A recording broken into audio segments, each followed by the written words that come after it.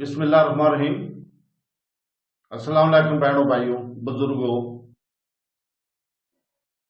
آج کی ہم اس اسلامی معلوماتی اور تعلیمی ویڈیو میں ہم معروف سیرت الجنان سے ماخوذ تفسیر سورہ انعام کی آیت نمبر 40 کو بیان کر رہے ہیں۔ براہ کرم اس ویڈیو کے آخر تک ہمارے ساتھ رہیں، کیونکہ ہم اس آیت کے غیر معنی اور تشریحات بیان کر رہے ہیں اور اسلامی تعلیمات کے تناظر میں اس کی اہمیت کو واضح کر رہے ہیں۔ اس آیت کے اندر موجود حکمت اور رہنمائی کے بارے میں گہرائی سے سمجھ حاصل کرنے کے ساتھ ساتھ ہمارے ساتھ رہیں۔ اس آیت کی تلاوت ہم اردو اور انگلش ترجمہ کے ساتھ پاکستانی وقت کے مطابق آج صبح 6 بجے کر چکے ہیں۔ قرآن پاک اس رب العالمین کا بے مثال کلام ہے، جو واحد معبود، واحد خالق اور پوری کائنات کا حقیقی رب ہے۔ اللہ تعالیٰ نے یہ کلام حضور پاک صلی اللہ علیہ وسلم پر نازل فرمایا۔ بابرکت وحی کا آغاز رمضان کے مقدس مہینے میں ہوا۔ سیدنا جبرائیل علیہ السلام کو حضور پاک صلی اللہ علیہ وسلم پر وحی لانے کی سعادت حاصل ہوئی۔ کچھ بابرکت آیات آپ پر براہ راست عطا کی گئی۔ حالات و واقعات کے لحاظ سے سب سے فصیح زبان عربی زبان میں تقریباً 23 سال کے عرصے میں وحی الہی کا نزول مکمل ہوا۔ سورۃ النعام قرآن مجید کی چھٹی سورت ہے، جس میں 165 آیات اور 20 رکوع ہیں۔ ابن عباس کی روایت کے مطابق پوری سورہ مکہ مکرمہ میں ایک ہی نشست میں نازل ہوئی۔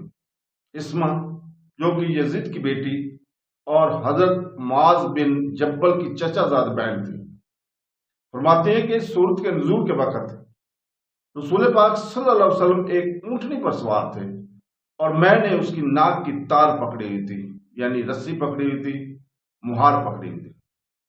تو دوستو، اللہ تعالیٰ نے سورہ انعام کی آیت نمبر 40 میں فرمایا، جس کا ترجمہ ہے، تم فرماؤ، بھلا بتاؤ کہ اگر تم پر اللہ کا عذاب آ جائے یا تم پر قیامت آ جائے تو کیا اللہ کے سوا کسی اور کو پکارو گے؟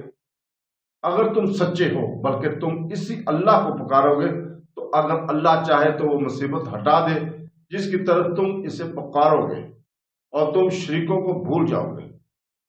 اس آیت مبارکہ میں اور اس کے بعد والی آیت میں فرمایا گیا کہ اے حبیب صلی اللہ علیہ وسلم، آپ ان مشرکوں سے فرمائیں کہ بھلا بتاؤ کہ اگر تم پر اللہ تعالیٰ کا عذاب آ جائے یا تم پر قیامت آ جائے تو کیا اس وقت بھی اللہ تعالیٰ کے سوا کسی اور کو پکارو گے؟ اور جن کو دنیا میں معبود مانتے تھے، ان سے حاجت روائی چاہو گے؟ اگر تم اپنے اس دعوے میں کہ معاذ اللہ بت معبود ہیں سچے ہو تو اس وقت انہیں پکارو، مگر ایسا نہیں کرو گے، بلکہ تمام ہولناکیوں اور تکلیفوں میں تم اللہ تعالیٰ ہی کو پکارو گے۔